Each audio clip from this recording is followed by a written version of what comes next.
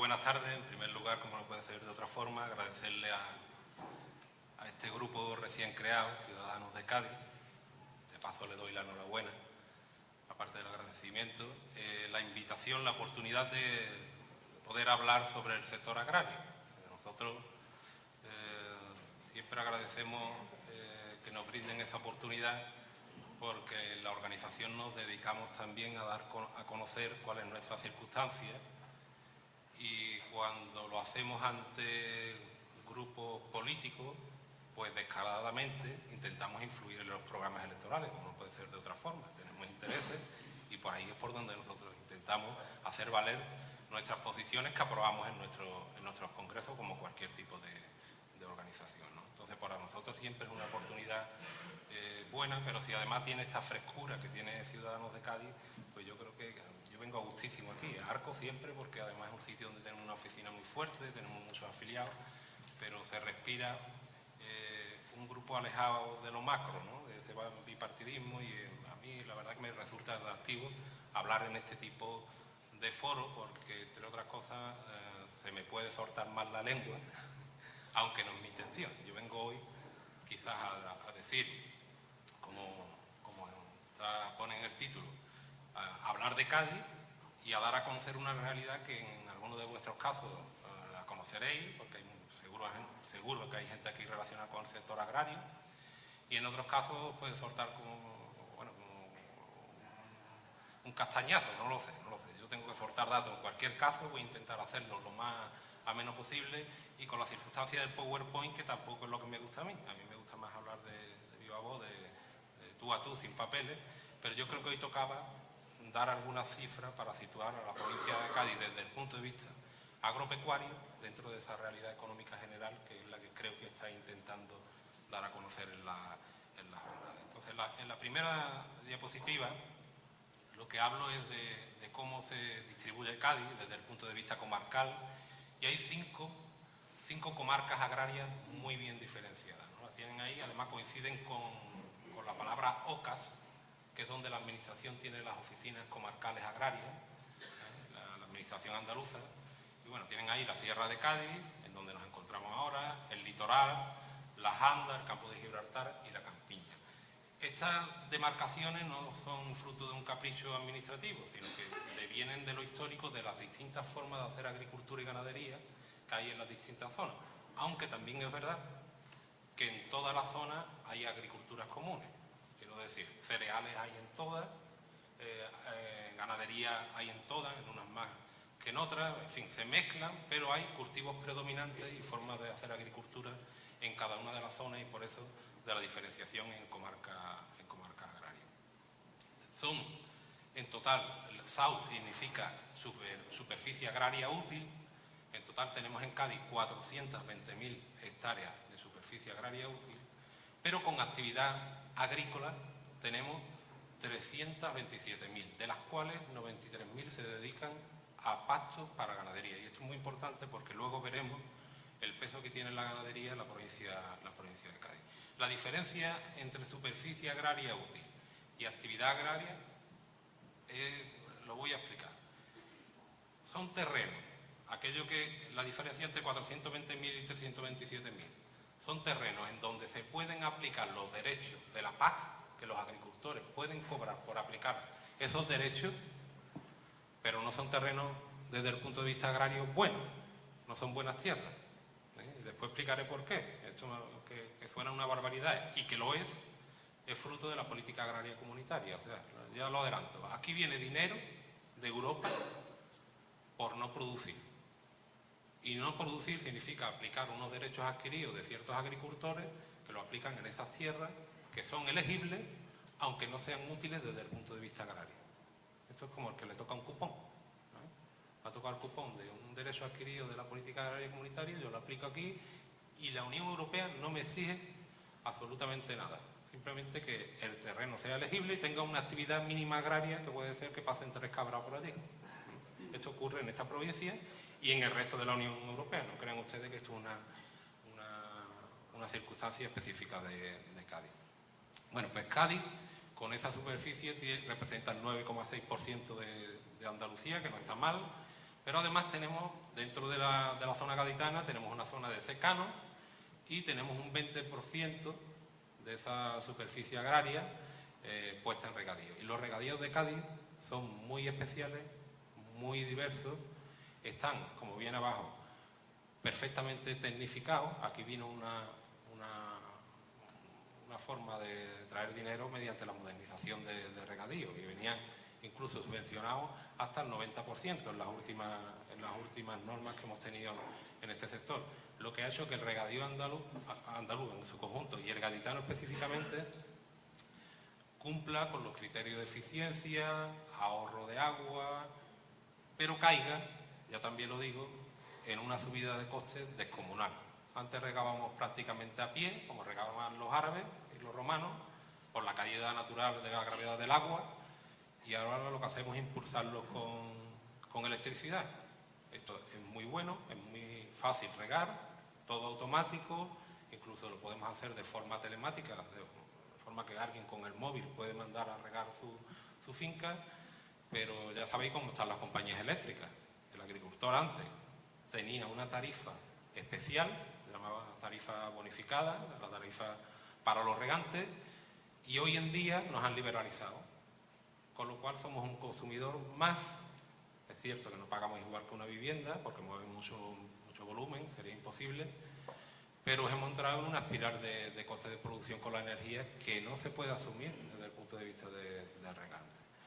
Pero no queda la cosa ahí, sino que además las comunidades de regantes están pensando en alternativas para bajar este coste, quieren invertir en la energía eólica y la fotovoltaica, pero ya conocéis las últimas noticias de ese impuesto que va a ir precisamente a atacar el autoconsumo y bueno, el autoabastecimiento a través de este tipo de energía alternativa, ¿no?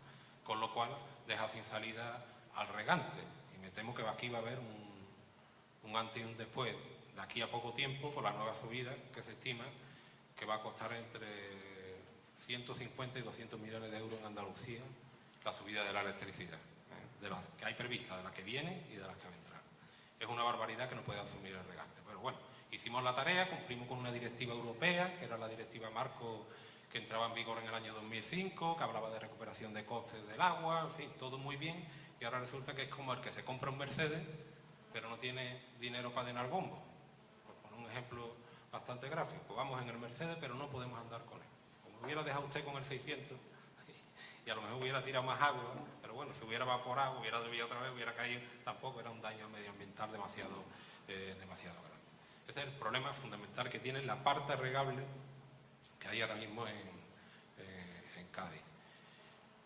Esta diapositiva la titulo Cádiz productivo, y tenía que haber dicho Cádiz productivo y diversificado, porque Cádiz es una provincia muy completa. Aquí producimos de todo, lo cual está muy bien, pero para el que les habla es una auténtica castaña, porque hay que atender todos los sectores, hay que atender de todo, estudiar de todas las legislaciones, es tan bonito como complicado, ¿no? Y ahí pongo ejemplos de lo que aparece en la estadística de la producción final agraria publicada por la Junta de Andalucía, que tenemos olivar, aquí precisamente en la sierra tenemos, cereales, cultivos industriales, que son los que abarcan el algodón, la pipa de girasol, el viñedo.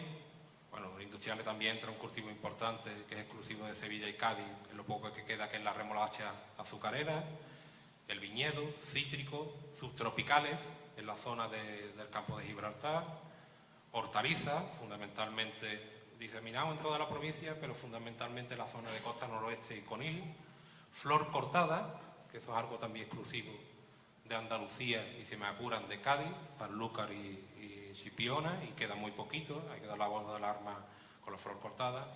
Y somos muy fuertes en vacuno, en ovino, caprino y porcino. Esto choca frontalmente con la conformación de algunas zonas productoras y algunas provincias. Yo quería poner ejemplos de forma gráfica en este quesito.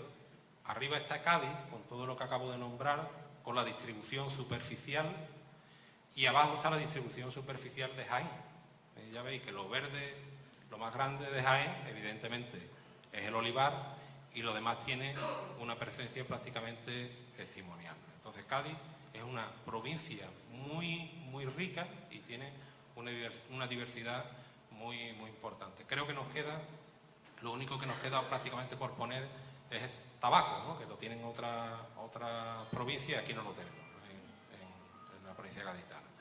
He hablado de agricultura, pero también hay que hablar de la ganadería. Y pongo este gráfico porque es significativo. Nosotros somos la primera provincia andaluza en producción ganadera de vacuno de carne. Y además somos la primera provincia a escala nacional en vacuno ecológico. Tenemos la suerte de tener una serranía, la zona de las andas litorales y la sierra, y ahí es muy fácil que el ganadero haga agricultura y ganadería ecológica, porque casi naturalmente era lo que venía haciendo de una forma histórica. O sea, que es que sin hacer grandes cambios en la explotación, nos encontramos que teníamos, el ganadero cumplía perfectamente con la legislación, ¿no? Y es un valor que tenemos que tener en cuenta. Y hay incluso asociaciones como la de Abargán, que se sitúa en terrenos militares, Retín, la sierra de Retín, que bueno, cuando hablábamos de las vacas locas, allí están las vacas felices, porque es que esto, yo le tengo envidia a las vacas donde están, en fin, es que son naturalmente ecológicas, lo tienen muy fácil. Y esto significa que hablamos de 148.000 cabezas de ganado y nos situamos aproximadamente en el 30% del censo andaluz, que no es poco, ¿no? Entonces ese valor hay que tenerlo en cuenta. Igualmente estamos fuertes en caprino, las cabras, que solamente nos supera Almería, que es muy fuerte, pero bueno, que además desarrolla caprino, es más importante de lo que parece, porque está desarrollando una agroindustria posterior, auxiliar, con el tema de los quesos. O sea, los quesos de la Sierra de Cádiz, en tiempo récord, están siendo mundialmente reconocidos y conocidos, y bueno, yo creo que ahí se está haciendo una gran labor, y con cabras genéticamente autóctonas de aquí, se están haciendo unos quesos muy particulares y de muchísima calidad.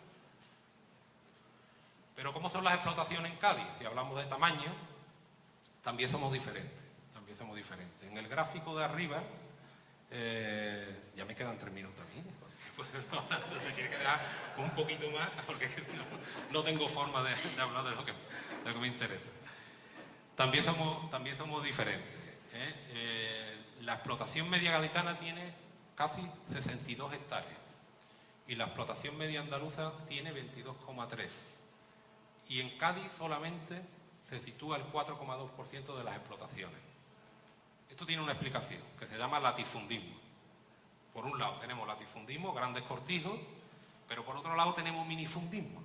Si nos vamos a la zona de la colonia Montargaida, hay gente que tiene 1000 metros. Si nos vamos a la zona de Jerez, la zona de colonización, y de Arco, la propiedad oscila entre 5 hectáreas y 15, igual que en Costa Noroeste, pero si nos vamos a la zona de Janda Litoral y en Jerez mezclado y en Costa Noroeste mezclado, pues hay grandes cortijos, por lo cual nos desvirtúa. Nos da un dato que es real, pero que nos puede dar a engaño. O sea, que es que hay dos realidades muy distintas que nos dan una media aritmética, dejémoslo ahí, es una media aritmética. Yo quería hablar también, porque creo que es interesante para el grupo, para Ciudadanos de Cádiz, hablar de lo que significa la agricultura y la ganadería respecto del empleo. Lo primero que quería decir es que Andalucía sigue siendo más agrarista que el resto de España.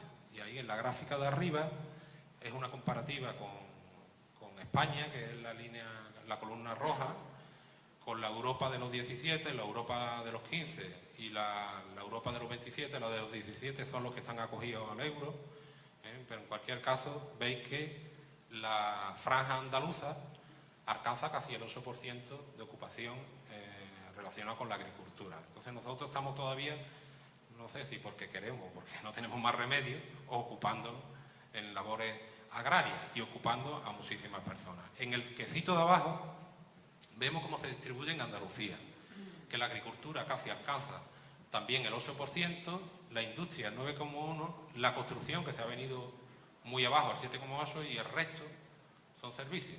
O sea, se cumple aquello de que aquí vamos y todo, o al campo o a camarero, ¿no? Es lo que se escucha en la calle, pues más o menos van los tiros por ahí. Hay que decir que dentro de la industria se encuentra la agroindustria, o sea, la industria que ha llevado a cabo el agricultor a través de cooperativas, en la zona de San Lucas, en Conil, que esa estadística también habría que a lo mejor partirla en la parte que corresponda para saber qué industria proviene directamente de la agricultura. Y este es el dato específico de Cádiz. En Cádiz tenemos 1.668 autónomos, sufridores, por tanto, tenemos ocupados a 25.576 personas y tenemos 4.700, esto es una media, además son datos del año 2011, pero he visto lo de 2012 y tampoco se ha movido mucho, eso es bastante constante, una media de unos 4.700 parados. La diferencia o la particularidad de Cádiz respecto con otras provincias, también hago mención con Jaén. En la primera de la columna de la gráfica de abajo aparecen Jaén con contratos agrarios en 2011 311.000, Cádiz 53.000. Esto se debe a la temporalidad y al efecto llamada de la campaña de la aceituna.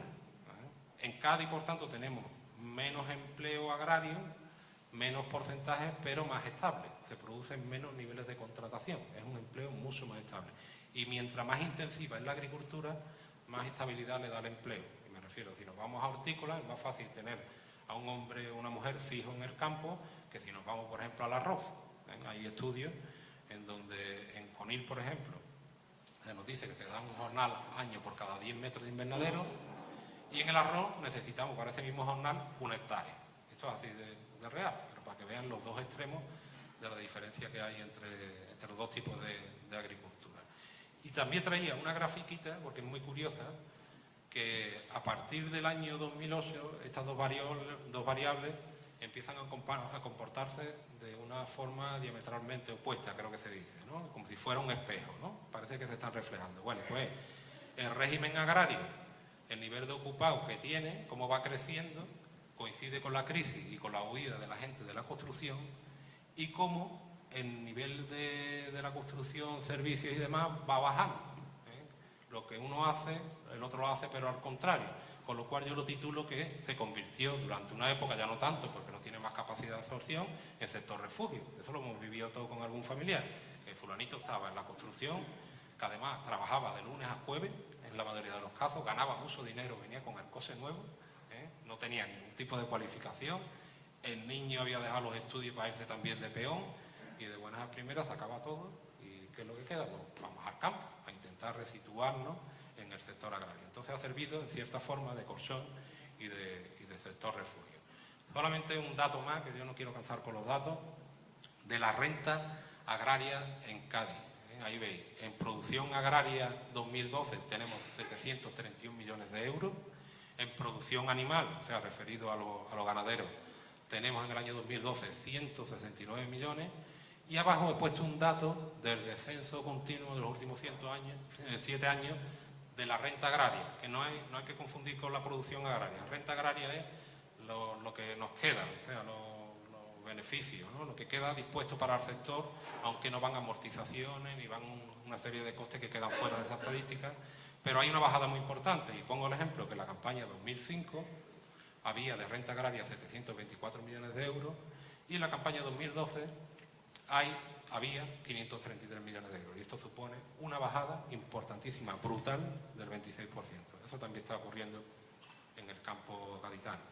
Y bueno, yo decía que también venía a contar los problemas que tiene en concreto. He intentado simplificar, son muchos, como todos los sectores tienen muchísimos problemas. Bueno, voy a intentar resumir muy rápidamente los problemas que tenemos y los retos. Tenemos un problema de precio de venta. Quien más problemas tiene de precio de venta, y yo aquí compadezco también al representante de los jóvenes empresarios, son aquel que produce directamente y sale al mundo mundial, a la jungla, a intentar vender. Pero es que en el campo no tenemos forma de fijar precios. Ya saben ustedes que hay un organismo que acaba de extinguirse, que se llama Comisión Nacional de Competencia, que vigila a las organizaciones agrarias para que colectivamente no lleguemos a ningún tipo de acuerdo con la industria que compra. Nosotros, en Coag Cádiz, estamos multados con 22.000 euros, y lo hemos tenido que recurrir, que creo que lo vamos a ganar, en la Audiencia Nacional, donde recurren los etarras. No crean ustedes que esto es en el juzgado de ahí de primera instancia, ni en su menos, 22.000 euros por firmar un acuerdo de precio en el año 2001. Esto ocurre en este país. Entonces no tenemos forma de representar colectivamente los intereses de un sector que está muy atomizado. Tenemos un problema con la energía. Por mucho que nos bajemos los sueldos, ya hablo con carácter general, por mucho que se nos ponga cara de sino, con perdón para los sinos, nosotros no podemos ser competitivos con el gasoil como lo tenemos a la hora de regar, con la electricidad como la tenemos. Yo conozco a mi gente de flor cortada que tienen que iluminar la flor para engañarla, y tienen que calentarla para decirle que tienen una temperatura constante y no lo están haciendo. Es imposible que mantengan los calentadores y es imposible que con el nivel de coste que tiene la energía un agricultor pueda ser competitivo. Tenemos un problema energético, siendo un país que para la energía alternativa, la energía verde, somos privilegiados. Pues tenemos ese gran problema.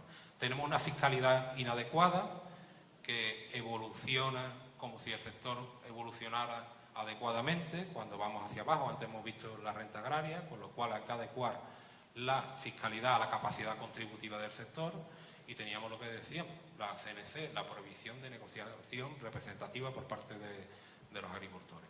Luego tenemos un problema de organización empresarial, esto hay que decirlo. En el campo estamos muy atomizados, es muy difícil que nos unamos, y muchas veces cuando nos unimos en cooperativas hacemos un ente cooperativo, termina viviendo bien el gerente, algunas veces el presidente, y todo el mundo estrellado. No sé cómo nos lo apañamos. Somos muy deficitarios en este asunto, y ahí el régimen cooperativo en otros países como Holanda funciona muy bien, muy bien. Aquí queremos reinos de taifa, cooperativas pequeñitas en cada pueblo, en cada pedanía, y esto no es bueno. Es bueno que nos unamos y hagamos una macroempresa.